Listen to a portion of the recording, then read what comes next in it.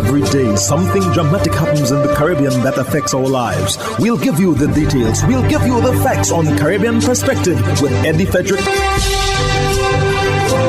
Host Eddie Frederick. So glad you can join us. Reactions from the region on the passing of Queen Elizabeth II. This story takes the lead in today's edition of Caribbean Perspective for Monday, 12th September 2022. Details when we return. The hurricane season is now upon us, so we as Caribbean people need to remember to think safety and be prepared. Avoid venturing outside during a storm or hurricane, especially if there are strong winds. Rooftops and other debris are often blown about and can cause great damage.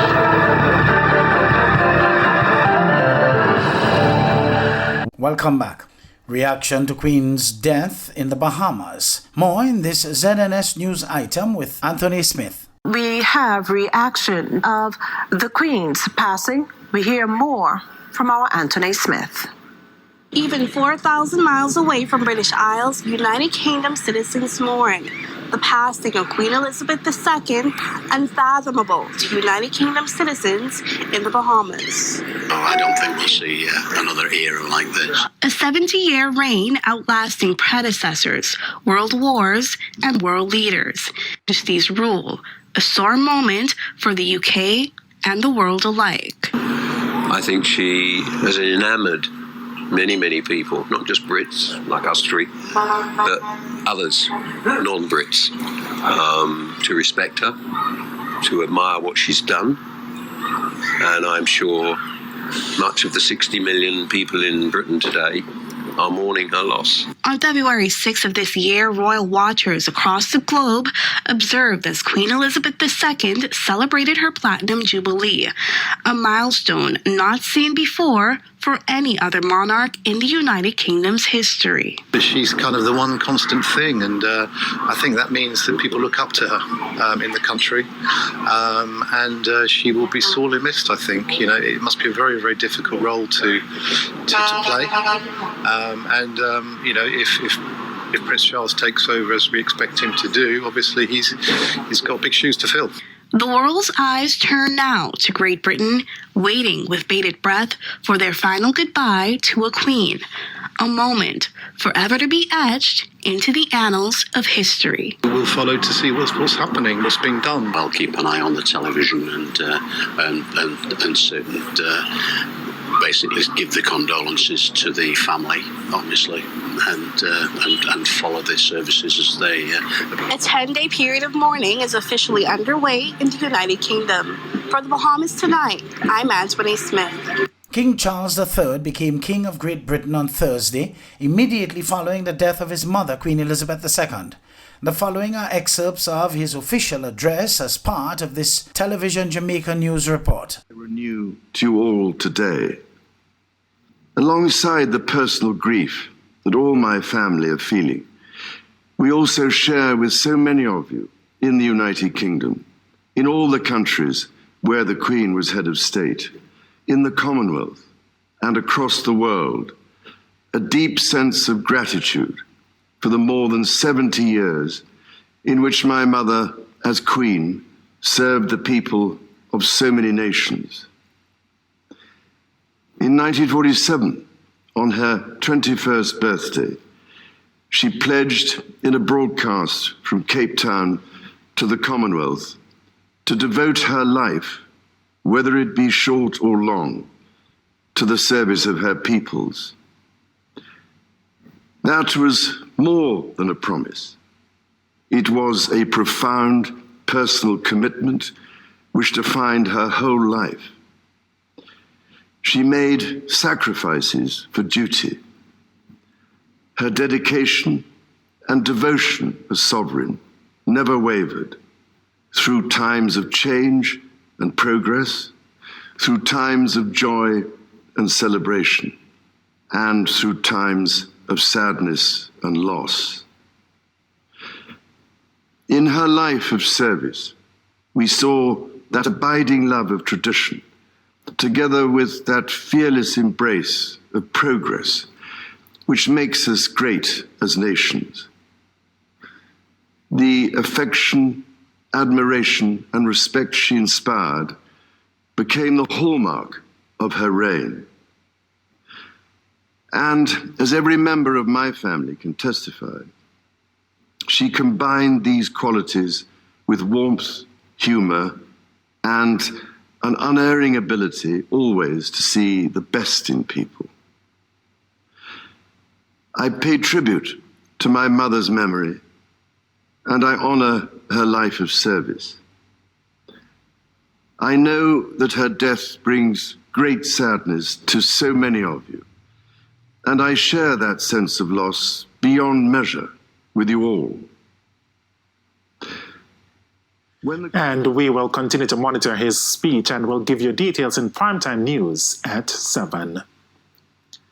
Successor to the British monarch, King Charles III, is now Jamaica's head of state. But will the new head of state be accepted by Jamaicans? As Sandy Williams reports, some experts believe there will be a different level of acceptance compared to that of the late Queen of England. The passing of Queen Elizabeth II, who was the monarch of the United Kingdom, triggered a change of Jamaica's head of state. This, as her eldest son, 73-year-old Charles, immediately became the reigning monarch. Constitutional expert Dr. Lloyd Barnett laments that Jamaica's head of state has changed without any local input. It's unfortunate because as an independent country, we should have a choice as to who becomes our head of state, whether it's an executive position or a formal position. And, 3 years ago, I pointed out that if we didn't do it, we would be in this position in which we have a person as our king who is not chosen by us. And I think that's most unfortunate for an independent nation. It is a legal consequence which we should have avoided because it was foreseen and foreseeable. Retired logistics and protocol consultant Colonel Merrick Needham says there could be increased negative reactions among Jamaicans to the new head of state, King Charles III. Mr. Needham explains that the fact that he is continuing the role of a foreign head of state may not sit well with some. He believes that many Jamaicans were emotionally attached to the Queen due to her long reign, which spanned 7 decades.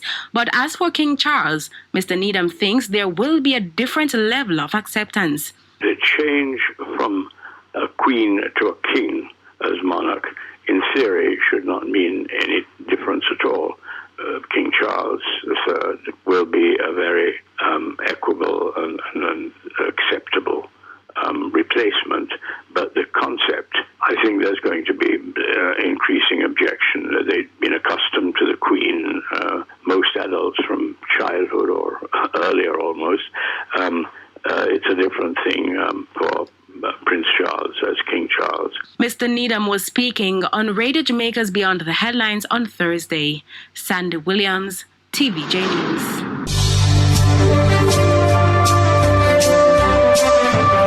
You're listening to Caribbean Perspective with Eddie Frederick.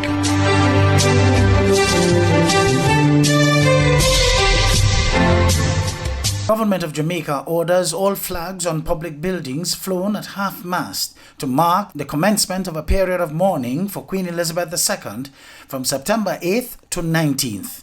More in this TVJ News item. According to the Office of the Prime Minister, a day of mourning will be observed on September 18th. During the period, it is the customary recommendation that no celebratory activities should take place. Now, tributes continue to pour in following the announcement of the Queen's death. The announcement from Buckingham Palace confirming the passing of the Queen was made minutes after midday Jamaica time, and immediately the tributes from officials started coming in. Firstly, from Prime Minister Andrew Holness. While speaking at the National Museum, he explained that the news delayed his arrival. I'm sure we'll all agree that the Queen was a portrait of dignity in how she conducted the affairs of state, and she remains an exemplar in leadership. In a statement from Jamaica House, the Prime Minister stated, "The world has lost a global matriarch who was a steadying and constant force throughout many crises and periods of difficulty. Over the course of her 70-year reign, Queen Elizabeth II made an immense contribution to the world in public life and was a close friend of Jamaica. A statement from the opposition People's National Party expressed sincerest condolences to the House of Windsor and the people of the United Kingdom on the passing of Her Majesty Queen Elizabeth II. It noted that during her many royal visits to Jamaica, the Queen participated in significant milestones in Jamaica's history, such as the opening of the Norman Manley Law School in 1973. Former Prime Minister P.J. Patterson also expressed condolences in a video statement. As one who had the honor for 14 years of being among her many prime ministers, I will always remember her insightful discussions and incisive wit. She was graceful, astute, and compassionate. At this time of mourning such a monumental loss, our sympathy is extended to King Charles III, the entire royal family, as well as her beloved United Kingdom and Commonwealth in this veil of sadness. May her soul rest in peace and light eternal shine on her. Tributes were paid by the government, the opposition, and the House Speaker to the Queen in the House of Representatives of Trinidad and Tobago on Friday last. And Acting Prime Minister Colm Imbert announced that condolence books are to be opened in the rotunda of the Parliament and at the offices of the Ministry of Foreign Affairs and CARICOM Affairs for the public to pay their respects on the passing of Queen Elizabeth II. TV6's Jewel Brown reports. Outside of Buckingham Palace in London, one visitor displayed a Trinidad and Tobago flag while King Charles III greeted the crowd who gathered there during a live BBC broadcast the day after the death of his mother, Queen Elizabeth II. The moment was recorded by TV6 cameraman Brandon Benoit at the Red House in Port of Spain. Tributes were paid to Queen Elizabeth II in the House of Representatives, beginning with a statement on behalf of the government by Acting Prime Minister Colm Imbert.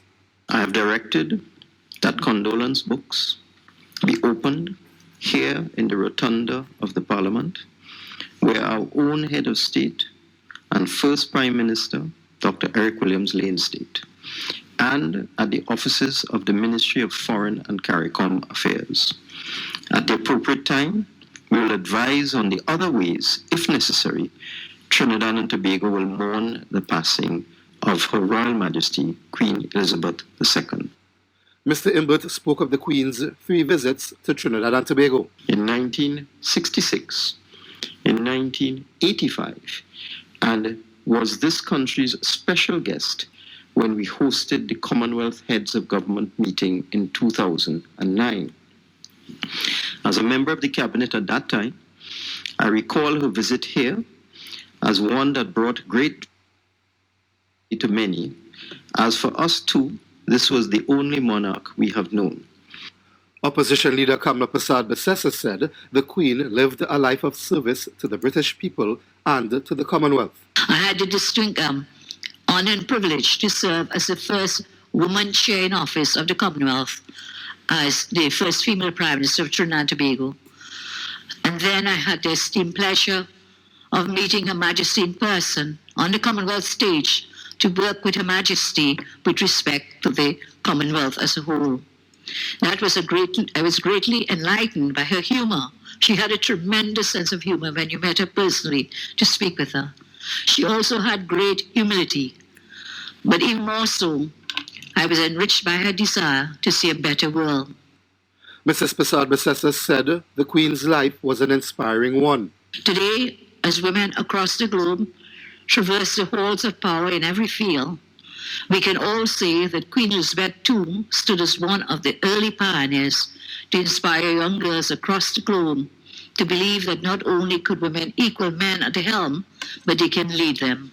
The acting Prime Minister spoke about the Queen's appreciation of Trinidad and Tobago's musical instrument. She was also an ardent admirer of our steel band and insisted that the Trinidad and Tobago Defense Force Steel Orchestra play at her recently concluded Jubilee celebrations. Indeed, their rendition of Dancing Queen was a most fitting tribute to a monarch who has celebrated the culture of every Commonwealth nation. House Speaker Bridget Anisette George recalled being among the school children who lined the streets of Port of Spain during the Queen's visit in 1966. Although we are an independent republic, the Queen's life shall remain woven into the history of Trinidad and Tobago, as she was our last British monarch before we became a republic in 1976. Soon after, there was a minute's silence in the House of Representatives as a mark of respect for Queen Elizabeth II.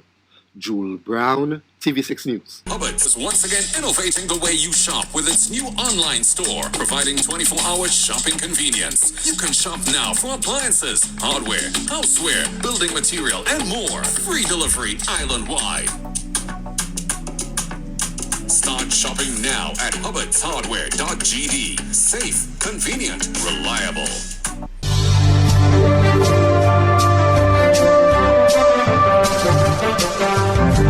I am Eddie Frederick. This has been Caribbean Perspective, a whole new approach to highlighting developments in the Caribbean. In the meantime, please continue to log on to CaribbeanPerspective.com for more daily news and more.